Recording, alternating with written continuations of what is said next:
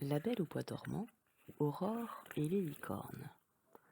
Les fées marraines d'Aurore ont élevé la princesse dans la forêt afin de la protéger de maléfiques. La jeune fille considère les fées comme ses tantes et elle ignore qu'elles ont des pouvoirs magiques. Quand nos fleurs vont-elles s'ouvrir s'impatiente Pimprenelle, tandis qu'Aurore arrose leur jardin. On pourrait utiliser un peu de magie? Pas question, chuchote Flora. Évitons de nous faire remarquer. Avant d'aller dormir, Aurore jette un dernier regard au jardin. Mes chères tantes, venez voir, s'écrie-t-elle. Toutes les fleurs sont écloses. Comment est-ce possible s'étonne Pâquerette. Je me le demande, réplique Flora en regardant Pimprenelle. Je n'y suis pour rien, proteste celle-ci.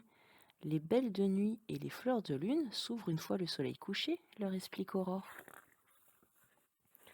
La jeune fille s'interrompt en entendant une brindille craquer. Un peu plus loin, une famille de licornes broute les fleurs. Les licornes ne sortent que la nuit et elles se nourrissent des pétales, précise Flora. Fascinée, Aurore arrache quelques pétales qu'elle présente dans sa paume au bébé licorne. Toi et ta famille pouvez manger autant que vous voulez, propose-t-elle. Je suis heureuse que vous aimiez nos fleurs. Aurore et les fées retournent se coucher après avoir salué les licornes. Alors que ces dernières continuent leur festin, le corbeau de Maléfique survole à cet instant la clairière et remarque leur présence.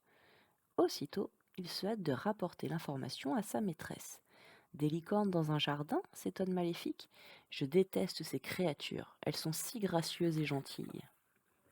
Pour les empêcher de se nourrir, Maléfique fait jaillir un courant glacé depuis la fenêtre de sa tour. Un manteau de neige s'abat sur le jardin d'Aurore.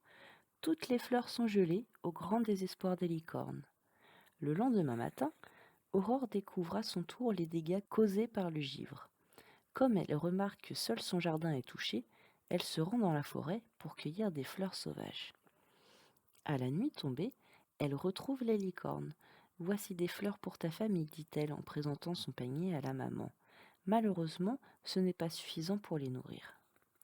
De retour chez elle, Aurore se souvient qu'elle a planté des myosotis qui peuvent s'épanouir malgré le froid.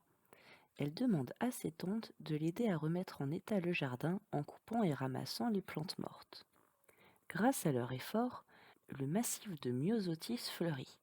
Le lendemain, le bébé licorne et ses parents viennent grignoter avec plaisir les myosotis. Y aura-t-il assez de fleurs s'inquiète Flora. Oui, la rassure Pâquerette. Les licornes ne restent jamais longtemps au même endroit. Mais elles reviendront l'année prochaine, ajoute Pimprenelle. Tout comme les fleurs que nous replanterons, conclut gaiement Aurore.